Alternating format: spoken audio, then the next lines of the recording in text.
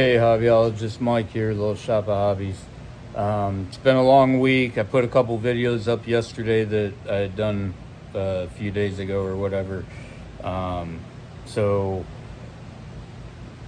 showed you guys we were tearing down the HO set that was in the patio room. That was my very first slot car track that I ever had in my whole life. Never had one as a kid. The AGM Amazon set that was in the middle, that was the very first set Amber bought me. And then I found some Aurora track. We did the outside.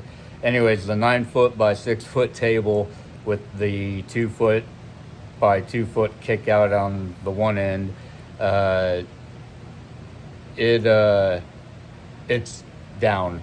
So we will get back to it. I've got so many freaking track plans in my head and how I'm going to store them and place them.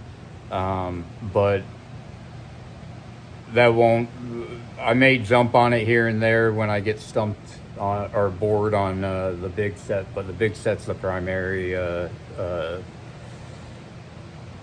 thing that we're attacking. But getting the HO set out of the patio room caused a chain reaction. So I needed to be able to store it in the shop, and I noticed a few things with the track that I wanted to correct while I was working on the shop. It made sense. And then we had a couple fences that panels that we needed to address, so I utilized those.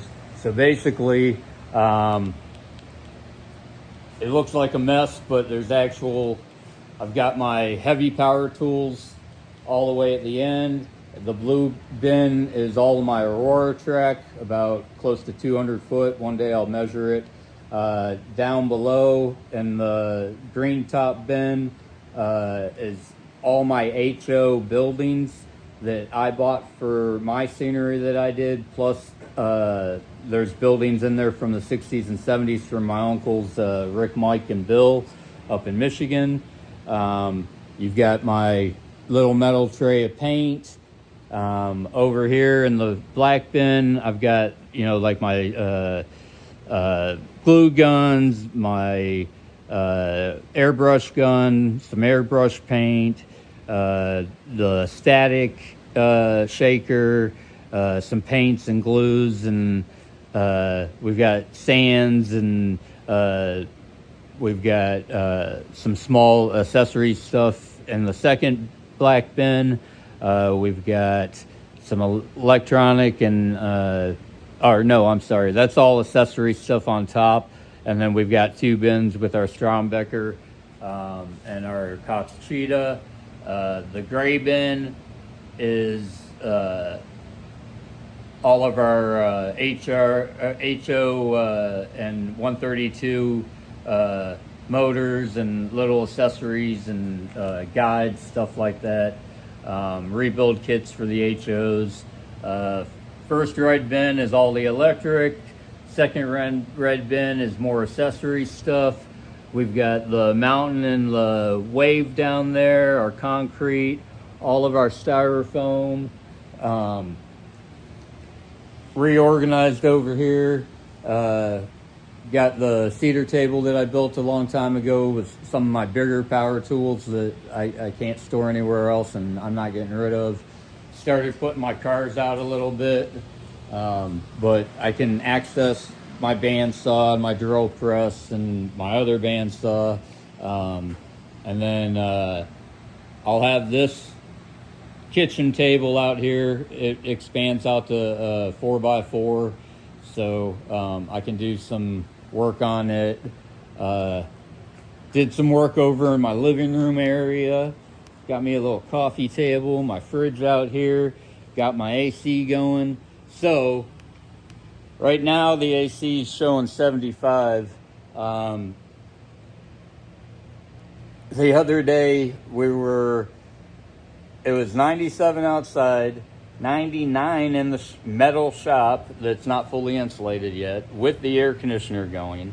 The humidity was above 90, and my track was tweaking. So in the middle of cleaning and organizing and moving a track, I took the wood that came from the fence panels, and completely reinforced the bottom, leveled out the table. We'll get over there, but the area that I had cut out in the table was warping really bad. I didn't reinforce it very good when I rebuilt it after I decided to take the dip out. But on this side, I've got the rest of the HO track, and then just like my chainsaw, my forging gear, some hand power tools, but everything's stored halfway neat. I know where everything's at. So with the warping and just the unlevel of everything, this front straightaway was giving me issues. I was getting really bad buckling and twisting, so I ripped this whole back section out. We're level now, so I'm gonna bring that after I took the dip out. I was never really happy with this turn right here. It was acting weird when I fixed it. So once I leveled out the table, obviously it changed things again. And I was getting kind of buckling where it was squeezing the track together. So I was getting, the guides were on a couple of cars were getting stuck. So I want to level it out, flatten it out. And I'm probably going to make the transition where we were up pretty high and then drop down to the front straightaway, about where that wood 2x4 is on the wall, that turn right there. I'm going to start bringing it down there, and it's going to be a smoother turn transition into the straightaway. I think that will get us where we need to be. But for right now, you can see I'm doing the disassembly of this corner. I'm happy with the shop. It's cleaner. It's going closer to more of a hobby shop than the old days where it was a wood shop and a forge. So those hobbies are on the back shelf for I don't know how long. But I'm not going to get rid of the stuff. So this will be little hobby stuff.